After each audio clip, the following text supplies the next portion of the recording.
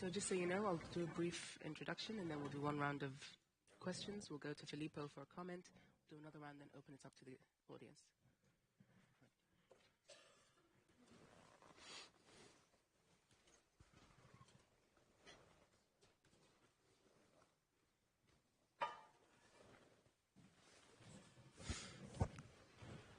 Ready to go? Guten Tag, sehr geehrte Damen und Herren, good afternoon, ladies and gentlemen, and welcome to this panel aptly named A Living Nightmare, the Political and Humanitarian Crisis in Sudan. Since April 2023, the war, primarily between the Sudanese armed forces and the rapid support forces, has led to untold horrors for Sudan's people. From atrocities such as the use of rape as a weapon of war, the use of starvation as a weapon of war, and genocide, particularly in Sudan's western region. This war on civilians has seen the situation in Sudan quickly become the world's worst humanitarian crisis, the world's largest hunger crisis, the world's largest displacement crisis, and the world's largest protection crisis. The international response to the war in Sudan has been, particularly considering the scale, little more than disappointing, some might say negligent.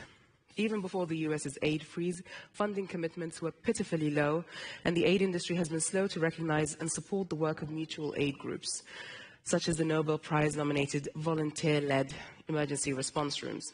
Now, particularly after the cruel deployment of the immediate freeze by the US government, the largest humanitarian donor in Sudan, Sudanese have been largely left to fend for themselves.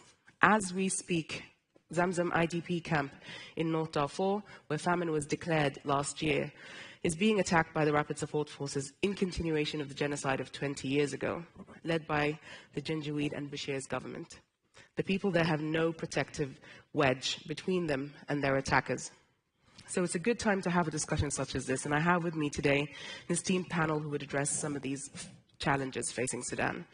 To my left, we have Ali Yusuf Ahmed Abdel Sharif, the Minister of Foreign Affairs of the Republic of Sudan, based in Port Sudan. We have Mirjana Spoljaric, the President of the International Committee of the Red Cross.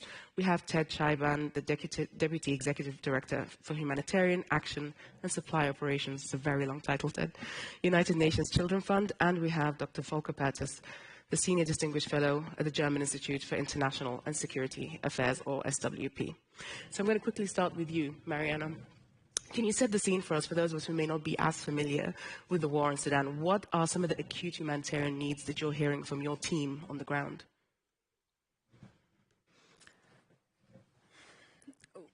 What you see in Sudan is a definition of the relevance of the rules in war and visualizes why war cannot be a lawless space. You have 12 million, more than 12 million, Filippo can support that, displaced people. Large-scale destruction of civilian infrastructure. You have a lot of civilian casualties. We provide medical assistance amongst other places in Atbara. We see the rising number in war wounded. We see the high numbers of women and children that have been abducted, sexually abused, violated. These are war crimes. Now, we don't prevent war, but what we say is you cannot allow the standards to be lowered to such levels because it drives insecurity in the entire region, and it drives the cost of war to levels, both humanly and economically, that will make it increasingly impossible to return to anything that will allow for de-escalation and long-term stability. We need to start by calling on the parties to come back to what they have written down in the Jeddah Agreement, which is compliance with international humanitarian law. It's the only way to de-escalate in a situation like Sudan at the moment, and the obligations are the same for all weapon bearers, be they state actors or non-state actors. And Ted, if I can turn to you, how can the international community scale up the humanitarian efforts to address the high rates of severe malnutrition and famine and collapsing health systems across the country, disease outbreaks, as well as mass displacement? What impact also would a reduction of US foreign assistance have on Sudan's humanitarian emergency? First, let me add to the previous response and say that the largest humanitarian catastrophe that we have in the world today is Sudan. Almost 9 million people are facing famine-like conditions. In certain places, famine has been identified. That's emergency or catastrophic levels of food insecurity. Last year, we've had an unprecedented number of children, 500,000 children admitted for treatment against severe acute malnutrition. If you don't get that treatment, you got a 50% chance of dying. So we're talking about a phenomenal scale of a humanitarian crisis. And we all need to work together to address that crisis. Firstly is access. And the RSF needs to give us access. There was a 41 truck convoy that was held for 6 weeks on its way from Chad to Zamzam camp. You mentioned Zamzam camp. And it then was not allowed to go through because we were told the civilians had left Zamzam. We need access cross-line, cross-border, into all areas of Sudan.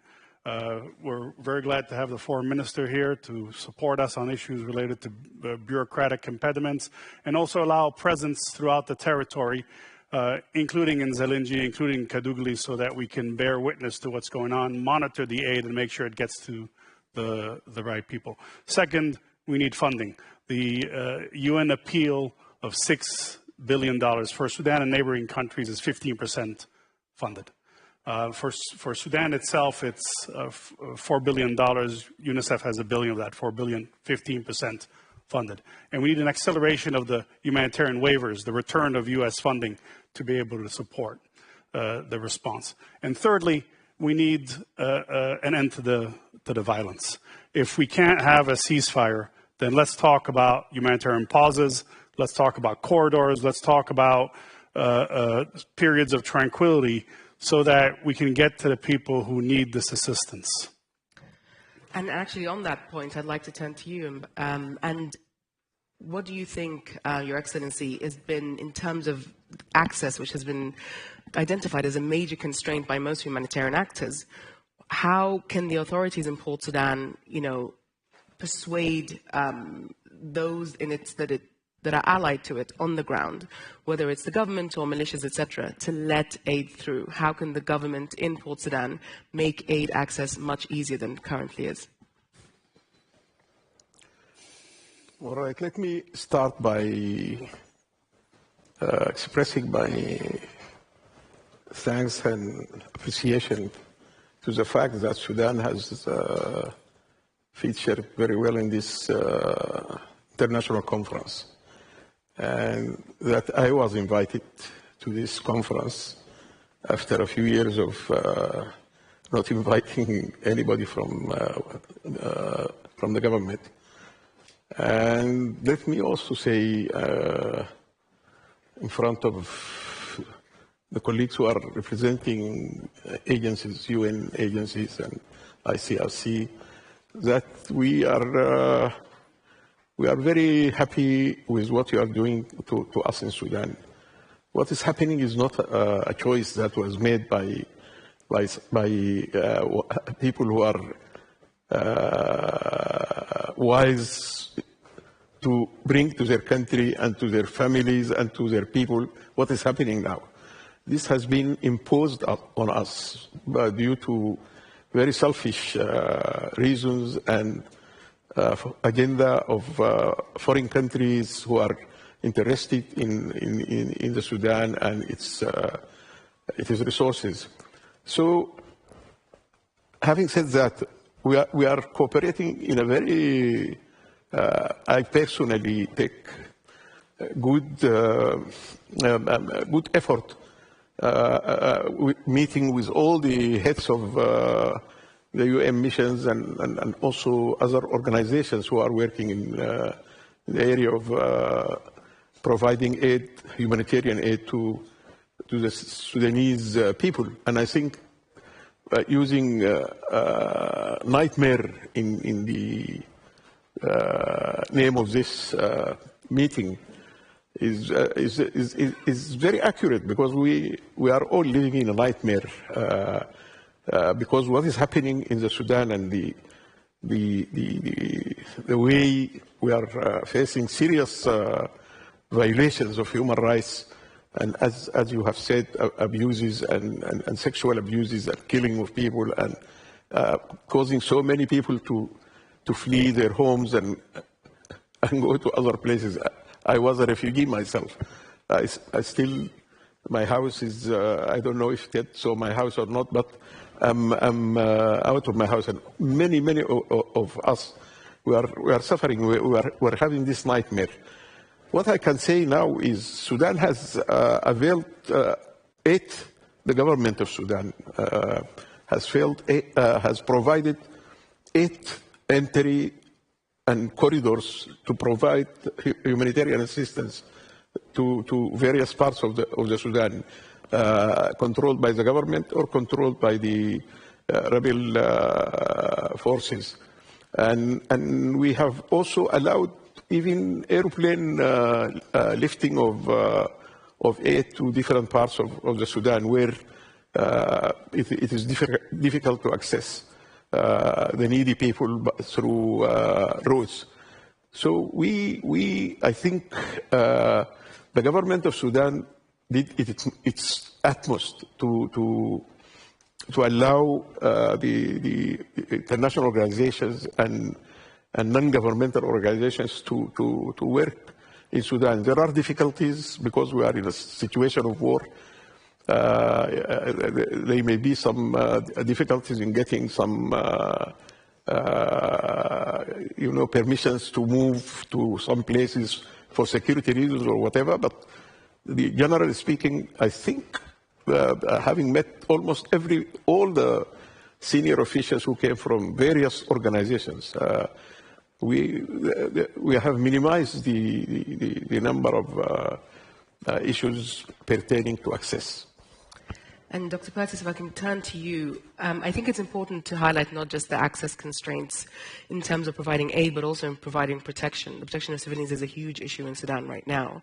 What measures can be taken to get some level of protection for civilians in the country, in particular women and youth and targeted groups? And how can the International Criminal Court's investigation into war crimes in Sudan be supported to pave the way for accountability, particularly in light of the US's recent sanctions on the court? Well, thanks, Khulud. I think we have to make clear that the suffering and the protection crisis in Sudan will not end as long as the fighting goes on. So it's not a natural disaster.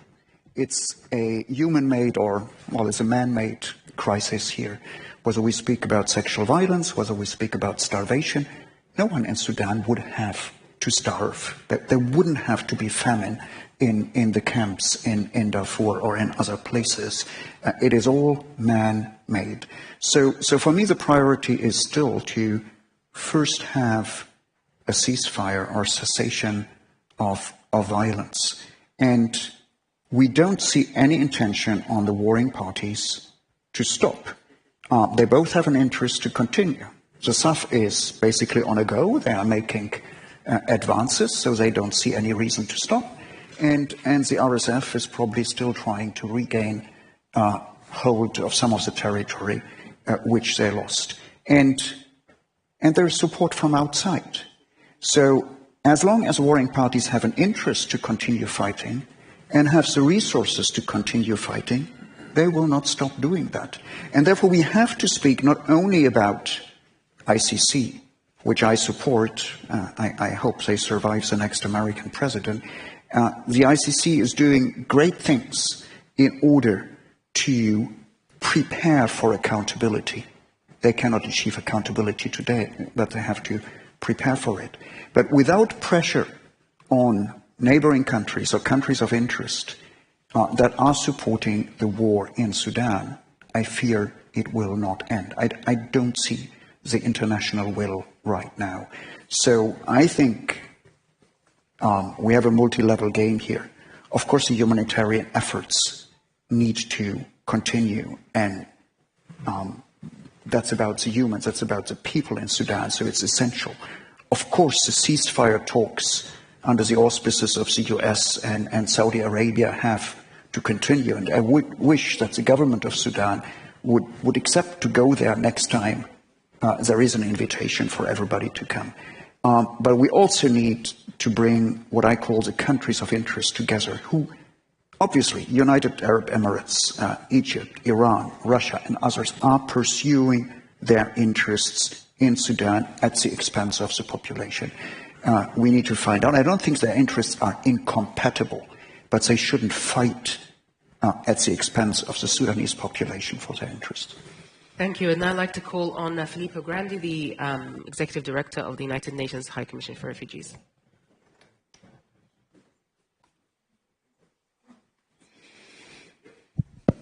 Sorry.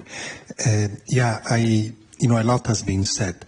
A few comments. First, it is very interesting. I've been in all these years in so many meetings on Sudan. And every time, and rightly so, I hear this is the biggest humanitarian catastrophe on earth. And yet, we hear very little about Sudan. I think we need to reflect on that. One point, last year I visited Sudan twice. I went to Port Sudan and I went to White Nile, entering from South Sudan. And one thing that I impressed on, you were not yet the minister at that point, I impressed on especially the military leadership is it is important to allow international media to cover this war. Because if they cannot, and they're still very restricted, we will not make it known.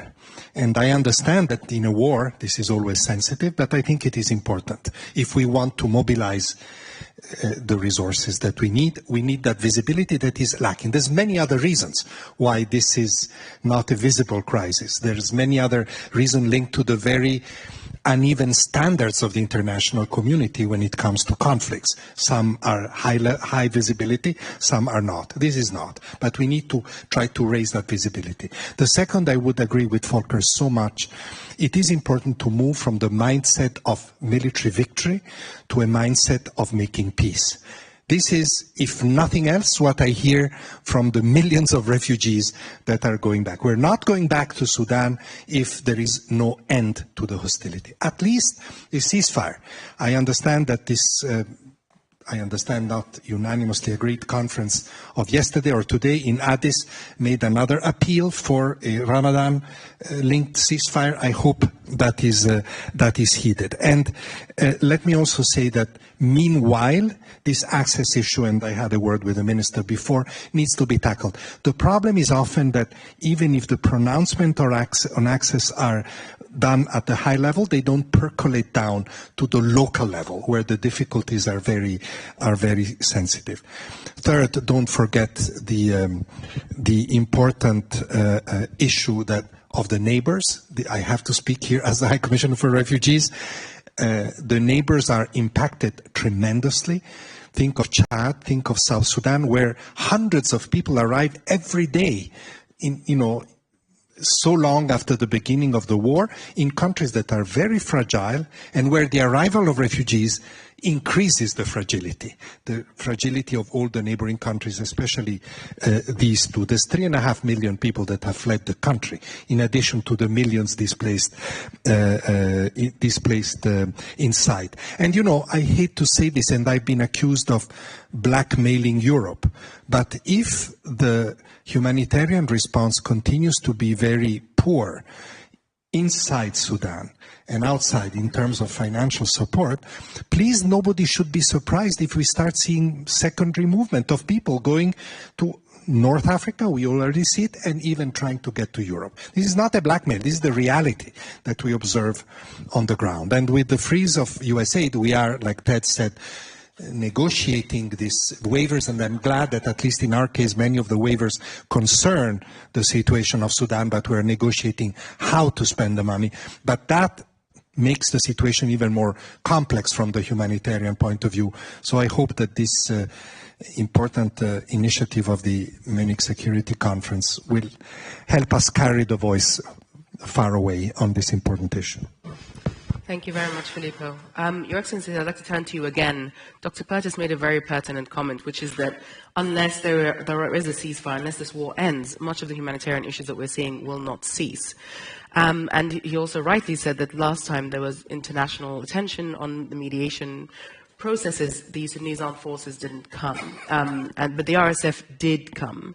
How do you see, what lessons can you draw from those unsuccessful mediations where the SAF wasn't able to come, and what will it take to get SAF to the table? Well, I draw very important lessons. Lesson number one, we had the Jeddah process, and you have mentioned the Jeddah process. What happened? The government of Sudan accepted a ceasefire, and there was agreement that the RSF forces should leave the civilian sort of buildings and whatever. All what was asked from them was not done. And what happened is, because of the ceasefire, these forces moved to other parts of Sudan, and they occupied Jazeera. And did in Jazeera what they did. They, as I said, unprecedented violations of human rights. And there was no army in the areas where these militias were killing people, raping women, killing children. This is the outcome of the Jeddah process. What happened? We were invited to the Geneva conference. Based on the Jeddah, they said this is the same process, the Jeddah process. And we said, if this is the Jeddah process continuation, then start by asking the militia to implement what was agreed in Jeddah. Because if it is Jeddah, then you have to comply. Then we'll go and see where we take it from there. And then also in Geneva, a country that is supporting the RSF was invited as a facilitator. Without the support that these rebel militias get, there would not be any war in the Sudan. So, what do you expect? That the government will go to Geneva to have another catastrophe like the Jeddah outcome? So we refuse to attend. But if there are serious efforts and there is commitment, and before that there is pressure on the government of the country that is providing modern weapons, and this was certified by the UN, by UN resolution, by a UN commission that is responsible for preventing weapons from entering into Sudan, into Darfur. So if you don't put enough pressure, if the international community doesn't, in our language we have a saying that if you see the elephant, if you want to kill the elephant, don't go and hit the shadow of the elephant. You go to the elephant. I don't know if it is very well, you know it. عينك في الفيل تضع في ظله. The elephant is the country that is providing weapons and all and ammunition and food and everything to the rebels. We allowed the Adri crossing. We allowed it. We know very well that this is very close to Umjeras airport, and the planes that come from the country concerned to this airport carrying weapons and tanks and everything, it goes through Adri. But still, because of the pressure put by the... Allow me to push you on this point. When the border at Adre was closed, weapons were still coming through. So the Adre opening did not affect the amount of weapons. Exactly, but that's why we agreed to... But it did affect the amount of aid that was able to come through. So can you see how, for example, the access constraints that are being talked about are used as... Just showing you that we were very, very understanding to the needs of... Can I press you to answer the question, what will it take to get SAF to the table? This is what I told you, to put pressure on the country... Aside from pressure on the UAE. If you do that, the war will stop.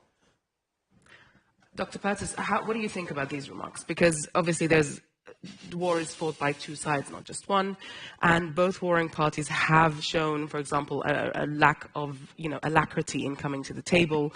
We have seen that the arms embargo has been infringed upon, chiefly by the RSF, but also by the Sudanese Armed Forces, which is operating bombing campaigns, sometimes using 1,000-pound bombs in parts of Darfur. So how do you think, that kind of climate around embargoes and also around recent sanctions, particularly on UAE companies, might have an impact on the course of this war?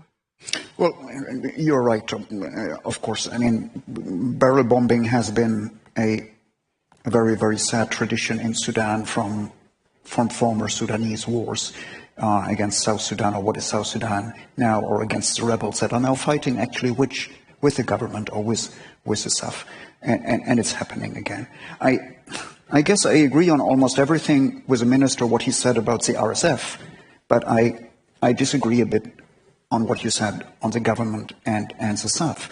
And as a former UN official and as a freelance policy advisor, I could only recommend to the government of Sudan not to close the door if powerful international countries like the United States invite you to come to a conference, even if you said you have tried it before. I hear you. You said you have tried it before, but don't close the door. Go in through the door. Go in through the door and make your point heard. Khulud, your concrete questions, sanctions on individual companies, I don't think it does a lot. No one is going to go against the arms suppliers of the war in Sudan. I don't think the US government, I don't think the European governments, they all have more important interests with the countries that are involved from outside in the war. And what we have seen with the Darfur arms embargo, I mean, this has been in place theoretically for many, many years, even before the war, even when the RSF leader Hemeti and the SAF leader General Burhan rule together and make a military coup together. I mean, there was an arms embargo and it was ignored. So I don't think it is the sanctions that will do the trick. It is to address, and I would wish it to be from Washington, the countries that have a major interest in the Sudan, the external countries, and that are supporting warring parties, bring them to the table and say, look, what does it take? You want port access? You want agricultural lands? What does it take to address your concerns? And I'm sure the government of Sudan or any future government of Sudan would be happy to talk to them. And Ted, very briefly, we should probably discuss this issue of partition. We've been warned, a lot of people have been warning that the country is heading towards partition, but in many ways it's already de facto split. You have different aid regimes, you have different currencies, and soon enough perhaps even different governments. How does UNICEF, from an operational standpoint, plan to engage with this reality on the ground? Look, I mean, as Filippo has said, we are dealing with the largest crisis in the world that people are not addressing. And the last thing any of us need is that the territorial integrity of Sudan is weakened. We all know what happened in Somalia during the 1990s. It took 25 years to get back to a place where people could start thinking about the future again. And none of us want that for Sudan. So I think it's essential that there's a political process that people respect. They respect their commitments as part of that political process and move forward. I think it's also critically important that humanitarian assistance is allowed to reach people in need. And, you know, we do it in a way that respects the sovereignty of Sudan. And that's why we're calling for the access to be allowed. That's why we're calling for international humanitarian law to be respected. And on that, Mariana, let me come to you. We've seen, you know, grievous contravention of IHL by both warring parties in terms of the atrocity violence, the summary executions, often caught on camera, you know, because those who commit these crimes don't fear any consequences. How can IHL, international humanitarian law, be prioritized in such a context where a ceasefire is not in sight and, frankly, there aren't very good or very effective enforcement mechanisms for IHL? We were to a certain extent, involved in the run-up to the Jeddah Agreement in various forms, as we normally are in our actions on the ground and interactions with the warring parties in any conflict in the world. There's the line that I picked up in that run-up process. It doesn't come from me, but I use it often. There are 100 steps to peace, and the first are always humanitarian. And you see it in Sudan. Can you repeat that? There are 100 steps to peace, and the first ones are always humanitarian. What is enshrined in the Jeddah Agreement is not transactional per se. It's a visualization of the obligations that the parties have, irrespective of whether they have written it down in the Jeddah Agreement or not, because it contains the fundamental obligations that they are bound by. We are treating people in our medical facility in Atbara that have traveled for 10 days because there's hardly any functioning medical facility in the country. Protecting medical facilities is a legal obligation. Raping women and children is a war crime. There's never a justification for it under any rule, under any military strategy. Any party is bound by these rules. Now, if you don't have the means to fund humanitarian assistance, then stop the killing. That's the best way of reducing humanitarian pressures and the budgetary pressures, especially on Western countries. Nobody fights alone. No state actor is ever alone in a conflict. And ceasefire agreements don't come into force without political engagement and without political pressures of all that can potentially have an influence. And again, we call on the parties to respect IHL, irrespectively of what the other does. We remind them confidentially of their obligations. But there is a collective responsibility of the international community to get out of their way to stop the escalation of conflicts, especially conflicts like we see now in the Horn of Africa. We classify 120 armed conflicts, more than that even. And we see an intensification of escalations in scale when technological means provide the possibility for large-scale destructions, the recovery cost of which the international community is beyond being able to absorb. So our conclusion is the parties have to work with whoever they can to respect the law as a first means to de-escalate. Whether you call it the Jeddah Agreement or not, what is written in it is what needs to be realized by everyone. It's our responsibility and of every state leader. We can't turn away from conflicts like Sudan, and we cannot turn away from the fact that any lowering of the standards of how military operations or armed violence is conducted are going to inform the next conflict. Thank you. Let's turn to the audience. I'm sure there's some burning questions. We'll go to, keep it brief though, please. Ezzeddine, then Tirana, then Robbie. Thank you. Thank you very much. My name is Ezzeddine Al-Safi. I am the Senior Advisor for the RSF Commander-in-Chief for Peace and Humanitarian Affairs. Thank you for inviting me. And also I'm a delegation member, RSF delegation member in Jeddah, where there is huge something incorrect that I will answer regarding Jeddah. First of all, Jeddah is not an agreement. Jeddah is a declaration. I'm going to ask you to keep it very brief and to focus on a question, please. Jeddah is a declaration that everyone should abide by, but when it comes to the agreement, SAF withdraw before the final agreement. And therefore, we were waiting for 1 month for SAF to come back and never showed up. So there was no agreement regarding Jeddah. There was a declaration with no any monitoring mechanisms. And the second Jeddah also, unfortunately, SAF also withdrew. The point why SAF withdrew, because SAF refused to sign on both parties should vacate from the houses and civilian installations. SAF refused. I will repeat, SAF refused to sign on this particular point. That's why he withdrew for the second time. And third,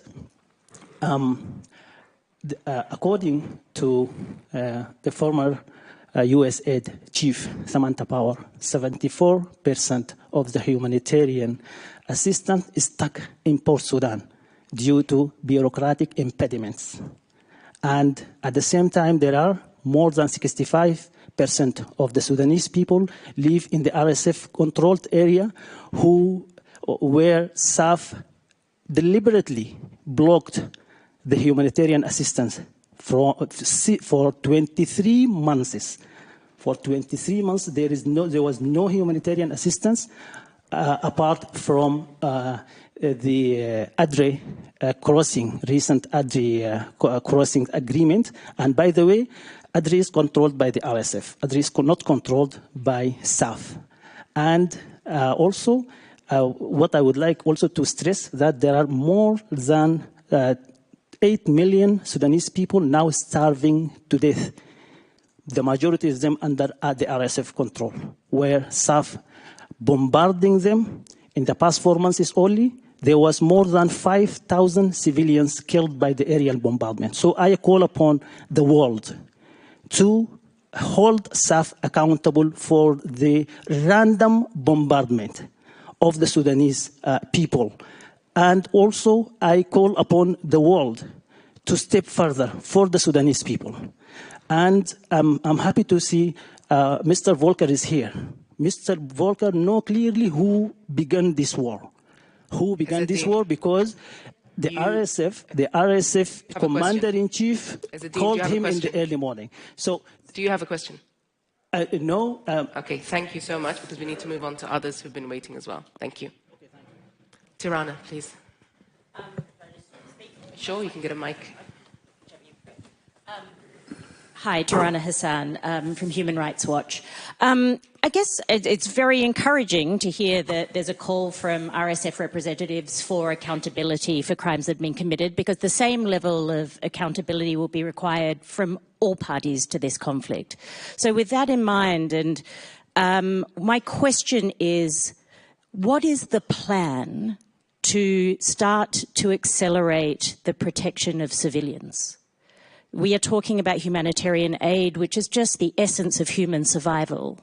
But what is the concrete plan for the protection of the civilians who are trapped, who we clearly know from what has been said today, and for those of us that have been documenting, are not receiving humanitarian assistance, that the blockages have been not just from the SAF, but also from the RSF.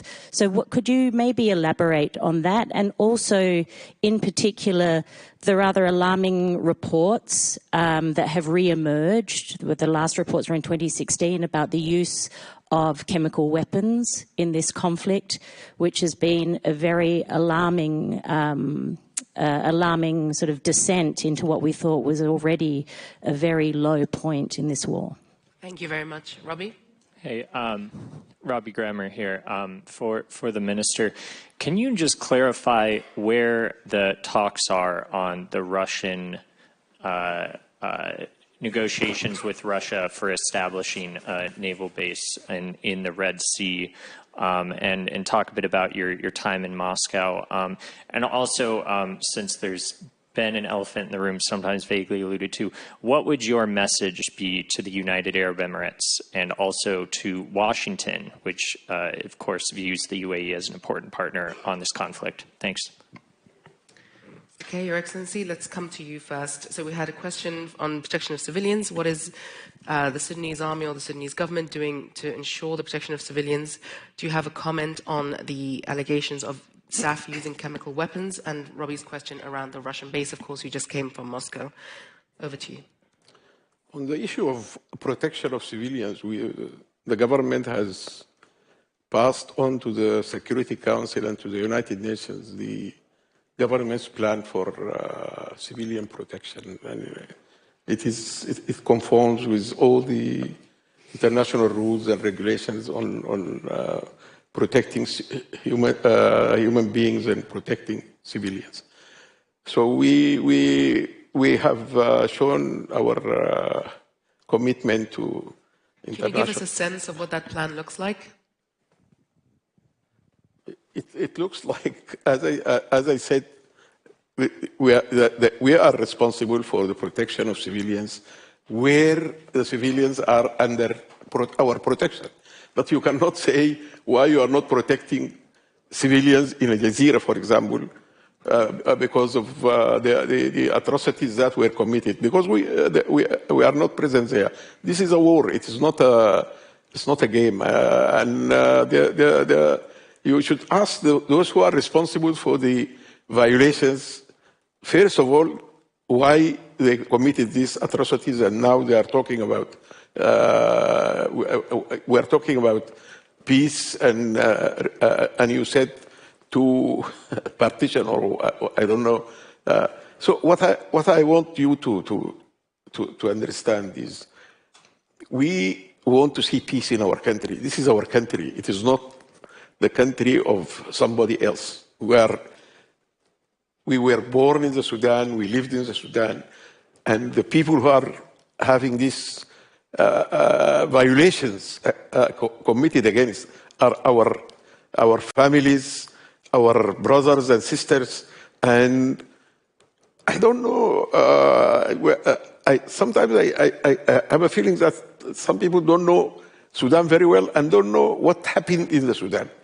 That's why sometimes you hear something which looks a little bit strange, that we are not preventing our own people from having food.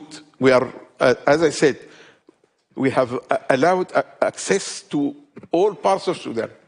We have not made any. There is no concrete evidence of violations made by the Sudanese army, despite the fact that in every war, because of the fact that this is a war, you will always have some victims of a war without intention. But in our war in the Sudan, you have a lot of investigative reports and so on about violations that are committed by the RSF, and it was intended to be committed to frighten people and to force what they want to do in the Sudan.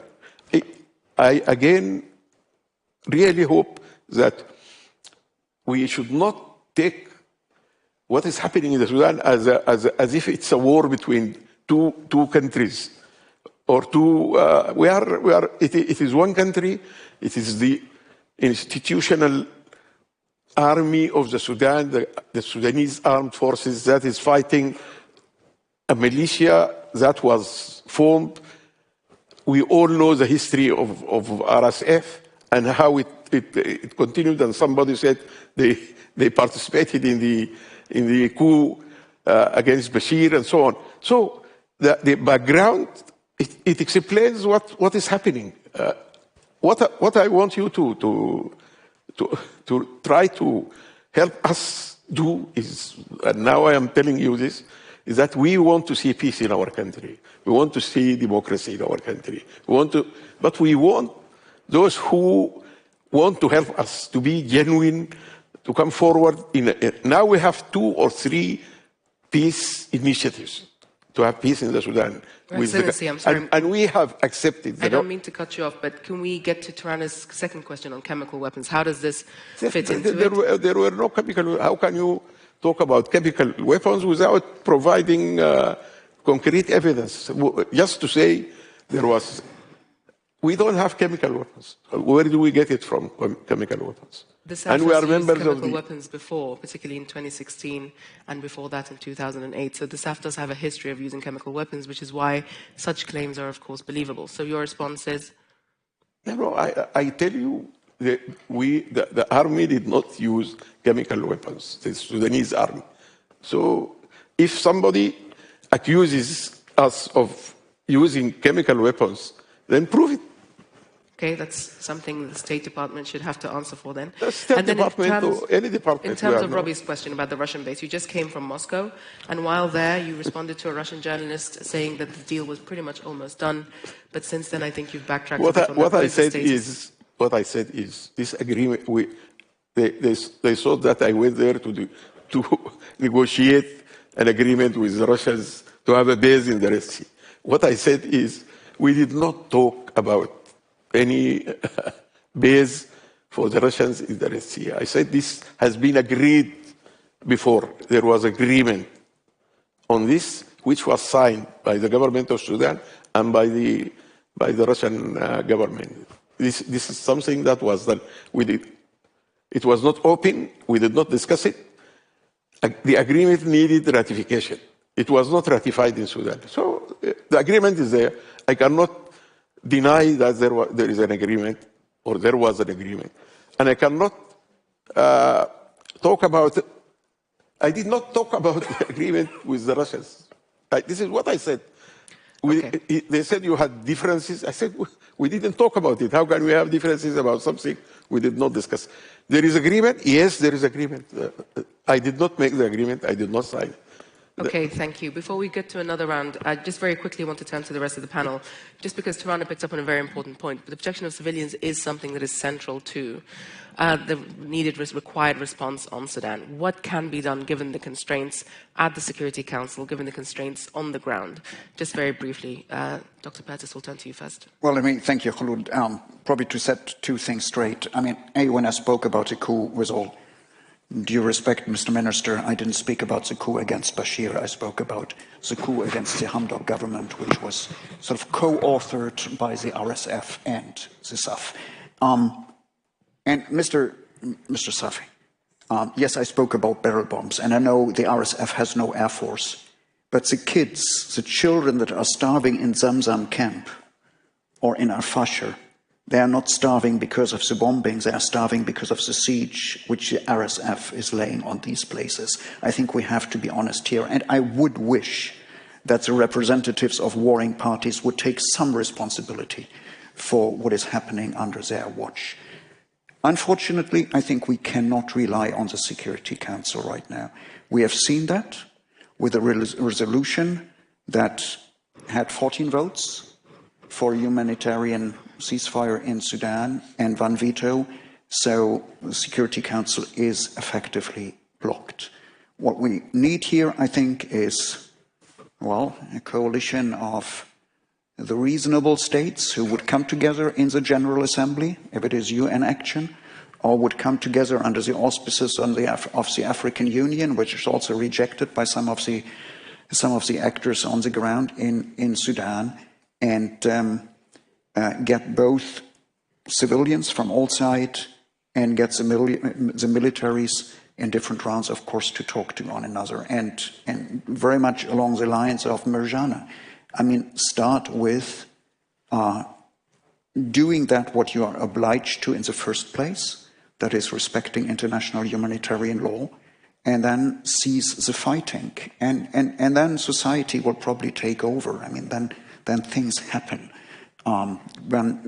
If parents don't have to be afraid that their kids will be killed on the way to school, if people can go to the markets again, I think we get a societal dynamic, as we have had so often in Sudan, where civilians can take over.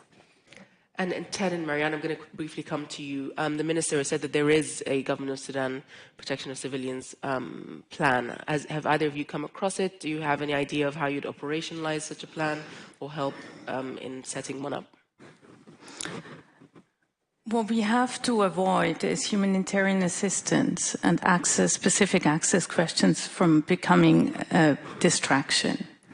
There's no humanitarian assistance in meaningful ways happening when there's not enough political pressure coming from those who have the influence and the means.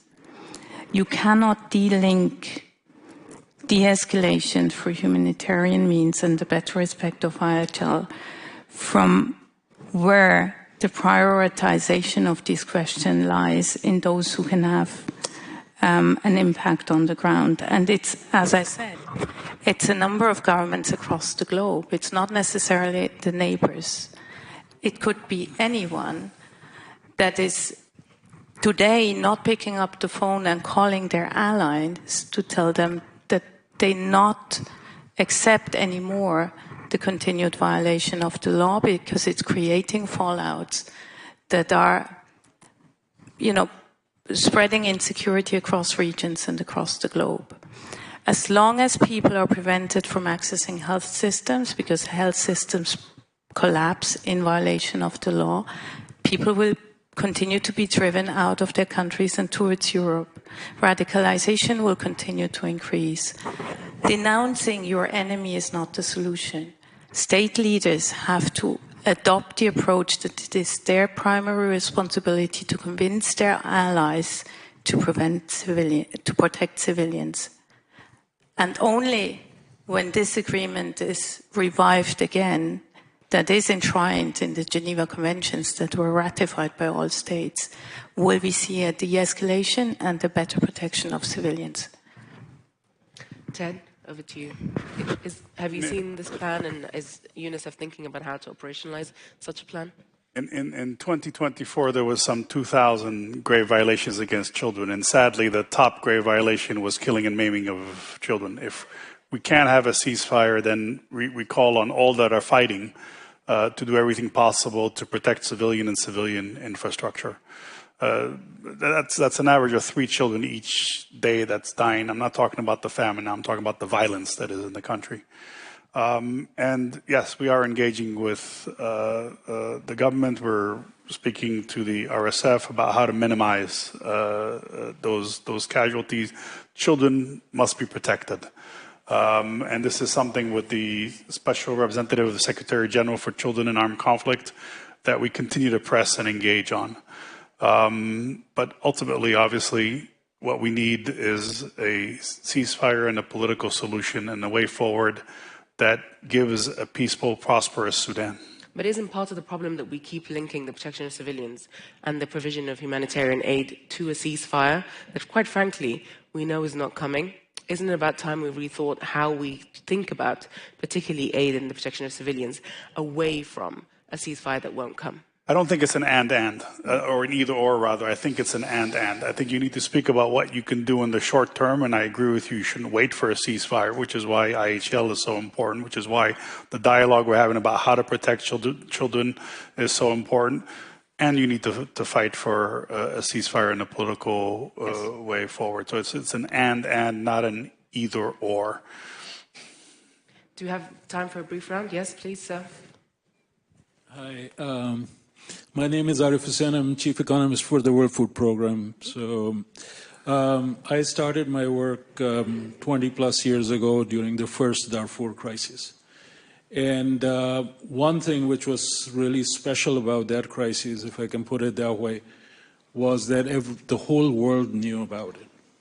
People like George Clooney, others, they made it their cause. Today, it is maybe 5 times worse than what it was then. But there is no real traction. I think that's to me point number 1. The second point I want to just clarify is that, as humanitarians, whether UNICEF, ourselves, HCR, you need 2 things always if you want to save lives. You need regular access to people who are in need of assistance, and you need money to provide that assistance. If you have all the access and no money, doesn't work.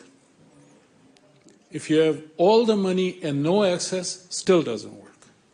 And I think right now in Sudan, we are experiencing problems on both sides, and this is why we have the biggest crisis. So it's not that we cannot deal with it or we cannot handle that. It is because of these major constraints that there are women, children, and men dying on our watch. Thank you. Thank you. I completely agree. The lady behind you. Hello, Tawakkul Karman from Yemen, Nobel Peace Prize. I think, or I believe that what is happening in Sudan now is kind of punishment against Sudanese because they dare to make a peaceful revolution and they dare to dream for democracy, dignity, and freedom. And unfortunately, that the international community from the beginning, they didn't really support the revolution in Sudan. So what Sudan needs now, it needs really to be free from the RSF militia. All of you talk about their crimes. I will not repeat, but the militia who really collapsed this country, who raped people, who make all that war crimes and still, you know, continue their war crimes in Sudan should be trialed, should be removed, should be stopped.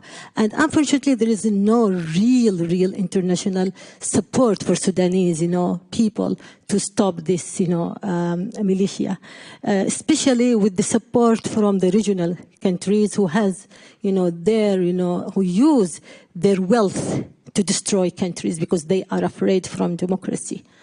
So when we talk about Sudan, we have to know why people are paying this very high price. I believe that with all that big, you know, price that Sudanese, you know, paying now, that Sudanese people will prevail. We will see the victory of Sudanese people very soon. They didn't give up. They still in their struggle for freedom and democracy. And what is happening now, it's kind of facing this militia for democracy and for freedom. So I don't have any doubt that Sudanese people will prevail in this battle. My question to Minister, so what is really your vision for Sudan free from militia and Sudan a real democratic country, to be real democratic country? Because what is Sudanese is now paying for is for a real democratic Sudan in the future. Thank you. We'll take one more before we go back to the panel. Yes, the gentleman at the back. Okay, thank you for giving me a chance. I have to also add another point rather than the people mentioned, that the issue of the mercenaries, which is, I think, very vital in prolonging this war. The militia, the RSF, they deploy mercenaries all over Africa. More than 15 countries, nationals are participating in the war, and they have been paid and mobilized by the regional actors, especially UAE, and then their attempt is to build their empire starting from Sudan. So the militia is really imposing a real threat, not to Sudan only, but to all the region, because there are many fragile countries in the region, and the phenomena of the militia, which started in Sudan, will going to be a real threat to the stability in the region. So the militia played a real role in introducing this new phenomena, which is going to affect the security in the continent. Thank you very much. Thank you. It is, of course, worth noting that the Janjaweed militia, which later became the RSF, was itself created by the security state in Sudan, of which the Sudanese Armed Forces is a part, and the Sudanese Armed Forces to this day is creating militias again and supporting militias actually across the country. So this is broader than just one entity being a militia. It's the fact that militias have been used across Sudan's history, particularly by the Sudanese Armed Forces, to fight its wars in the periphery. So it's a very good point that you bring up. And I want to take this back to the panel, particularly Tawakkul Karman's question of what is the appetite for democracy now within Sudan? What is the government's view? What is SAF's view about bringing about democracy to Sudan? Well, I think there is a roadmap that was made public recently, starting with ending the war and going to a transitional government from 1 year to 3 years with a civilian led government, prime minister and ministers from technocrats, not members of any parties or any political groups. And towards the end of the transitional period, there will be free and fair elections, and the people of Sudan will say their because this is normally if you want to talk about democracy, it means that the people should have the right to say who should rule them. Of course, even before that, they should say how they want to be ruled. And I think this roadmap is it was made public and it is based on this. And there was even talk about the possibility for those who are now fighting to throw the arms and come and join the efforts of the rest of the Sudanese people in trying to achieve peace and development and reconstruction of the country. Actually, when we talk about Sudan now, it's very different from what it was before this war. And it is enough for me to say that the National Museum of Sudan was burned with all the history of Sudan, 6 or 7 years back. It was burned. The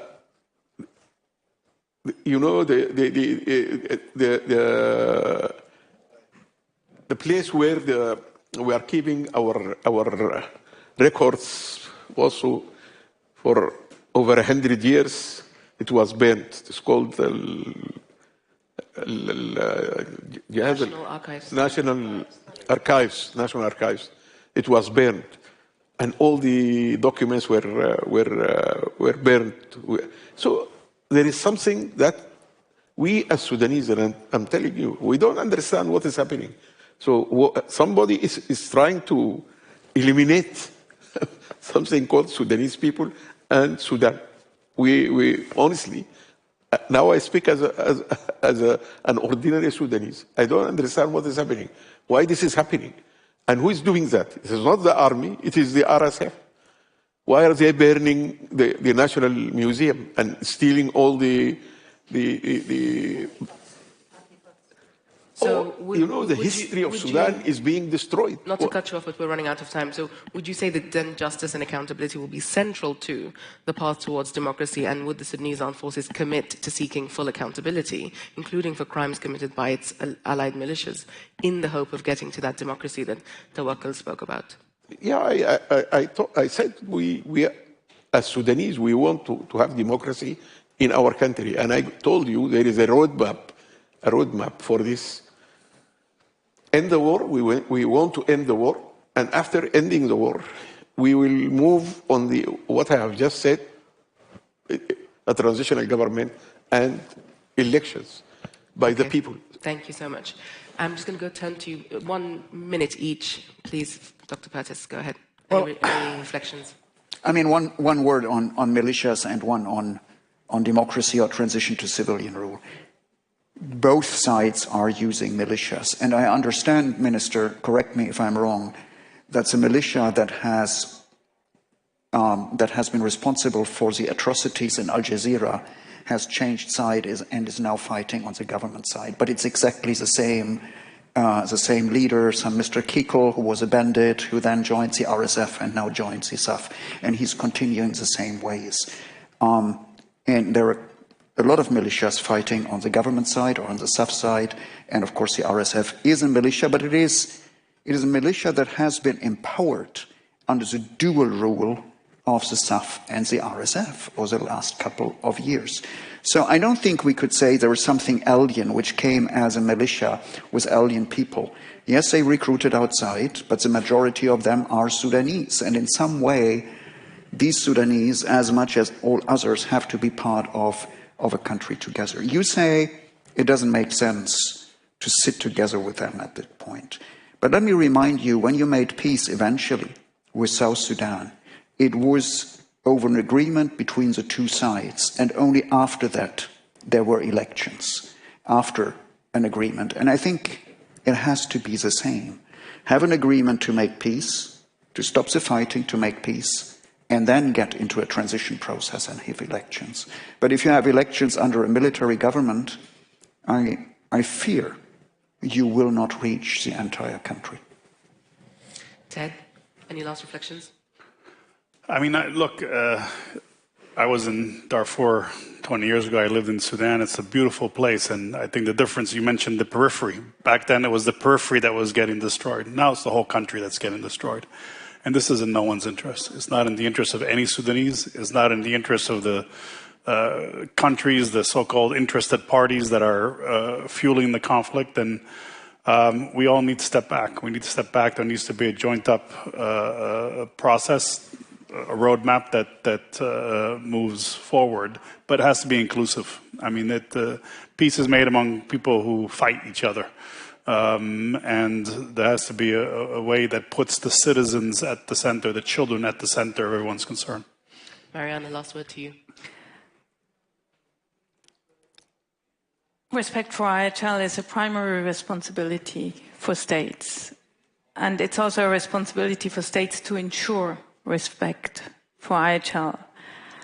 But no person who controls weapons bearers is free from the same obligations to respect the rights of civilians, to protect civilian infrastructure in times of violence and the conduct of hostilities.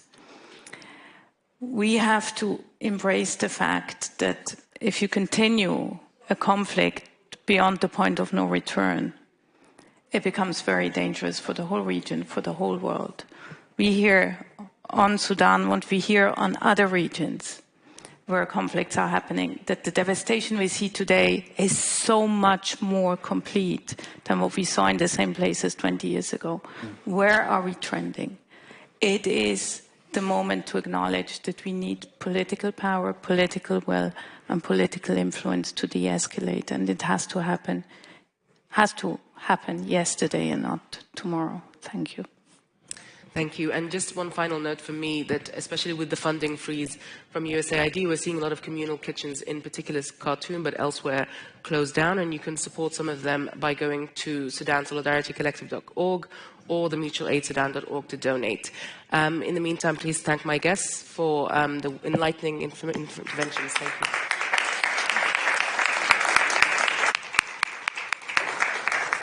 Thank you very much. Thanks.